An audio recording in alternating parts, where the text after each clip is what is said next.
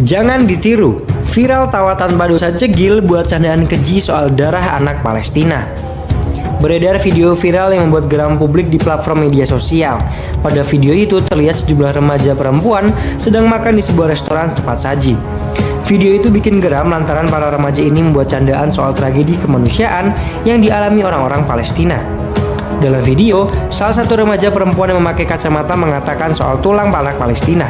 Ucapan itu ia sampaikan saat rekannya sedang memakan ayam goreng. Tulang anak Palestina, kata si remaja berkacamata itu, seperti dilihat dari video unggahan akun X @cingreborn pada hari Senin 10 Juni 2024. Kamera kemudian menyorot remaja lain yang berbaju merah. Si remaja itu langsung nyeletuk darah anak Palestina saat nyocol saus. Para remaja lain pun tertawa geli mendengarnya. Tak berhenti di situ, remaja lainnya lalu menunjuk ayam goreng di atas meja. Dika lo apa? Kata si perekam video. Ini nih, daging anak Palestina. Jawab si remaja sambil menunjukkan ayam goreng. Si perekam video kemudian kembali mengulang soal darah anak Palestina. Ini bukan saus, ini darah anak Palestina. Ucap si perekam video yang disambut tawa oleh rekan-rekannya yang lain. Video itu diduga diunggah oleh salah satu remaja di video itu. Banyak video terlihat username akun @cirengs yang diduga akun itu merupakan pemilik dari video tersebut. Namun dari penelusuran, akun dengan username itu sudah di-private. Video ini pun membuat geram netizen di platform media sosial. Nir empati, sebut salah satu pengguna X. Hadeh nggak habis pikir, sambung akun lainnya. Korban tewas di jalur Gaza. Sementara itu, jumlah korban tewas akibat pemboman Israel per hari Sabtu 8 Juni 2024 di kamp pengungsi Nur Seriat di Gaza Tengah meningkat menjadi 210 orang. Demikian menurut kantor media pemerintah di daerah kantong Palestina yang terkepung itu. Assalamualaikum warahmatullahi wabarakatuh ya teman-teman. Mungkin ini beritanya sudah tidak asing lagi ya, informasi yang memperlihatkan atau mempertontonkan ada 5 orang remaja SMP di Jakarta yang mengibaratkan makanan-makanan dan saus yang mereka sedang santap ini adalah darah dan daging serta tulang dari anak-anak Palestina. Tentu hal ini mengundang semacam reaksi yang keras karena mereka dinilai tidak mempunyai rasa simpati, tidak mempunyai rasa kemanusiaan terhadap apa yang terjadi dalam peperangan tersebut, di mana banyak anak-anak yang mengalami menjadi korban kesengajaan terhadap serangan-serangan yang diberikan oleh Zionis kepada bangsa Palestina. Video ini sangat viral, sampai hari ini juga masih viral, dan pelakunya sudah mendapatkan semacam semacam hukuman, yaitu berupa skorsing. Tapi Padi juga tidak tahu hukuman yang lainnya apakah masih ada. Yang jelas di sini anak-anak ini juga sudah mendapatkan semacam dari netizen itu hujatan-hujatan ya, yang cukup pedas. Mudah-mudahan itu menjadikan pelajaran buat mereka, tetapi ini ternyata tidak membuat kapok orang-orang yang ingin berbuat hal yang sama seperti yang mereka lakukan ini, karena baru-baru ini, jadi tidak berapa lama setelah kasus yang ini, di Medan terjadi seorang mahasiswa atau mungkin mantan mahasiswa di salah satu perguruan tinggi di Medan melakukan hal yang sama, yaitu di restoran atau di tempat minum ya, kopi yang namanya Starbucks. Jadi melakukan hal yang hampir sama dengan mereka ini, di mana mereka melakukannya dengan sengaja, bahwa kalau sang pria ini mengatakan bahwa minuman Starbucks itu adalah darah dari anak Palestina. Kalau mungkin dari anak-anak ini kita bisa memaklumi karena mereka masih di bawah umur dengan hukuman yang sedang diberikan saat ini, maka menurut teman-teman kira-kira bagaimana nih kalau untuk yang mahasiswa, ya seorang mahasiswa ini kira-kira hukumannya apa? Karena dia jelas sudah bukan di bawah umur lagi ya. Tapi sebelumnya coba kita tonton dulu di sini sebuah berita di salah satu surat kabar online. Padi coba mencari videonya, tapi sampai hari ini belum dapat videonya mengenai video saat dia sedang di restoran atau di Starbucks ya, sedang minum kopi. Itu Padi belum dapat videonya. Tapi di sini kita dengarkan atau kita baca aja beritanya ya. Coba kita saksikan di sini beritanya. Nah, ini dia ya. Judulnya adalah Sosok Rafil Karenanda, warga Kota Medan, samakan kopi Starbucks dengan darah anak Palestina.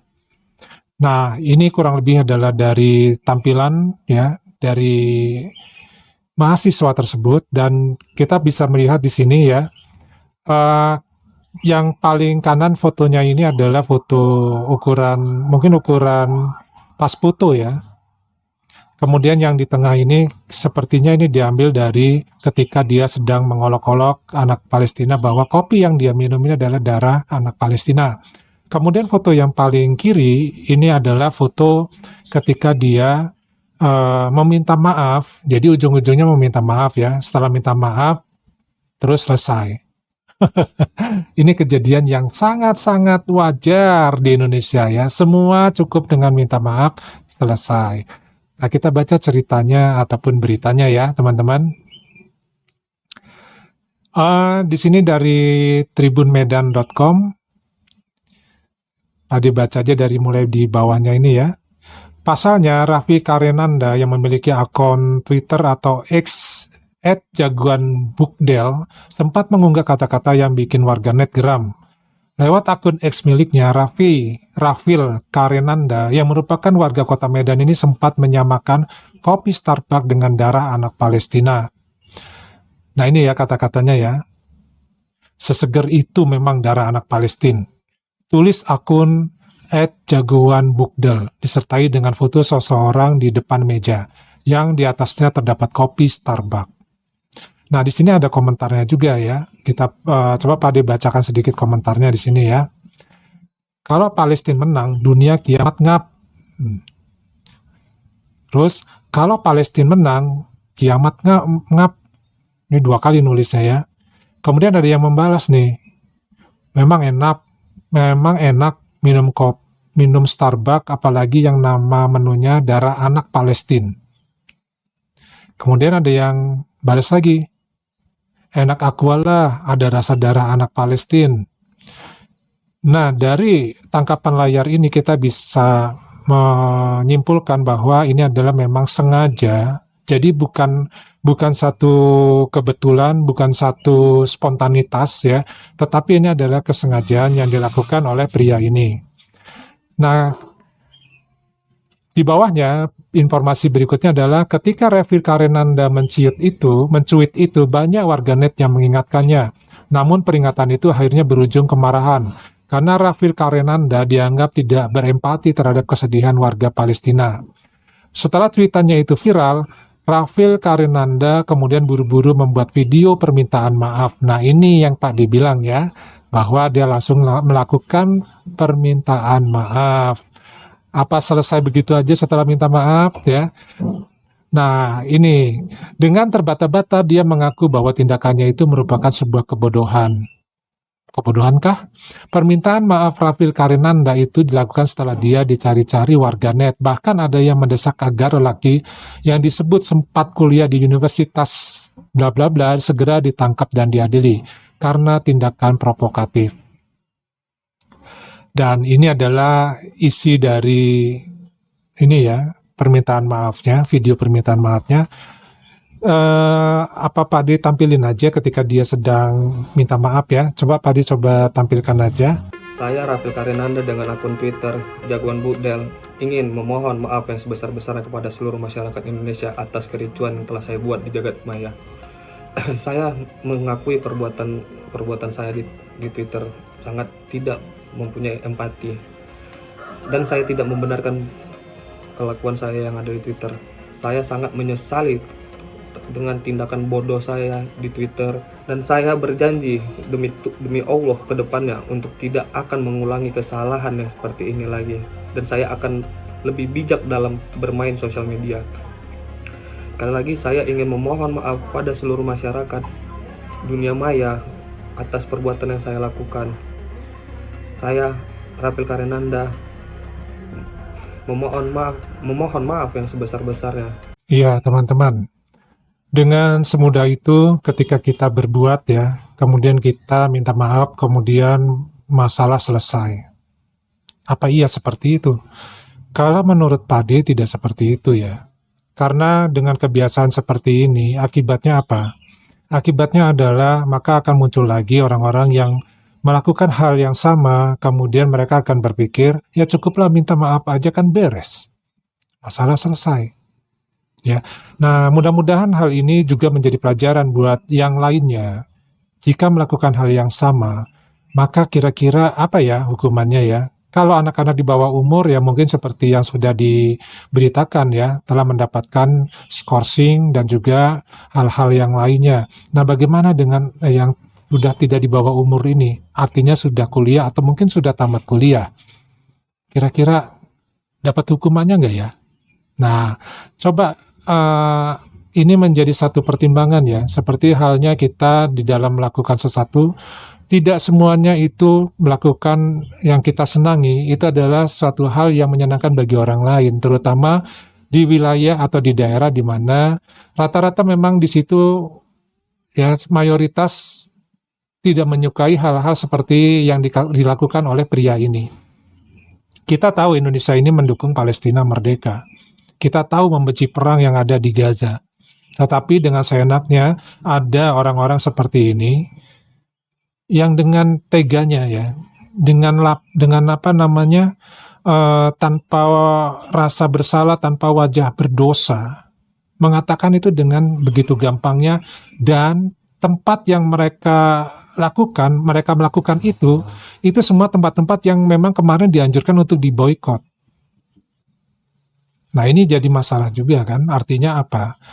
Ada seolah-olah kesengajaan hal itu dilakukan. Nah, kemudian tadi juga nggak paham ini, apakah dia ini seorang muslim atau nonis ya, karena dia bilang tadi assalamualaikum. Ada yang menduga bahwa dia memang nonis juga, tapi ya walau alam ya, terlepas dari agamanya apa, kepercayaannya apa, yang jelas di sini menunjukkan bahwa anak ini jelas-jelas ya melecehkan anak-anak Palestina yang tanpa dosa, tanpa mengerti apa-apa menjadi korban ya genosida. Masa seorang mahasiswa tidak memiliki empati sama sekali terhadap hal-hal seperti itu? Padahal kalau hal itu terjadi di keluarganya, Pak D yakin dia akan marah-marah. Pasti itu. Ya, kalau terjadi kejahatan di keluarganya, pasti dia marah-marah. Nah, ini mentang-mentang yang terjadi bukan di dia, bukan di negaranya, yaitu di luar negeri. Empatinya itu nggak ada sama sekali. Nah, apakah masyarakat Indonesia, kaum milenial, memiliki pola pikir dan pandangan tentang kemanusiaan seperti ini semua? Sementara di luar negeri, di Eropa, Amerika, di Inggris, di Belanda, yang mereka itu pemerintahnya mendukung negara Zionis itu, rakyatnya saja melakukan demo besar-besaran untuk menentang pemerintahnya agar tidak membantu Zionis. Itu jelas-jelas negara yang membantu Zionis, rakyatnya aja nggak mau. Karena mereka tahu bahwa itu terjadi yang namanya genosida. Terjadi tragedi kemanusiaan. Nah, ini aneh. Indonesia yang jelas-jelas pasti dia ini tahu ya. Indonesia itu kan jelas-jelas membela Palestina untuk merdeka. Tetapi mental ya dan pikirannya itu berbeda. Dan kalau memang berbeda seperti ini ya jangan sok-sokan ya untuk dipublish atau diupload kemudian menjadi viral. Lalu ujung-ujungnya setelah viral ya akunnya di private atau akunnya ditutup, lalu membuat video minta maaf. Nah, ini satu hal yang coba dijadikan satu perhatian buat kita semua. Yang seperti ini tidak bisa kita biarkan begitu saja kalau menurut Pak D ya. Karena pasti akan terulang lagi. Karena sudah jelas kan, baru minggu kemarin ibaratnya kasus yang di Jakarta, anak-anak SMP. Nah, sekarang di Medan, kasus yang sama. Nah, bagaimana menurut teman-teman ya? Silakan tulis di kolom komentar ya. Kira-kira anak yang sudah di atas umur ini sebaiknya diapain dengan kelakuannya yang seperti ini. Mudah-mudahan ini menjadikan pelajaran buat teman-teman yang lainnya, baik itu yang masih sekolah atau masih kuliah, ya, untuk jangan bertindak bodoh seperti ini ya. Jangan dilakukan yang seperti ini. Nah, daripada itu aja, kita ketemu lagi di video yang lainnya. Wassalamualaikum warahmatullahi wabarakatuh.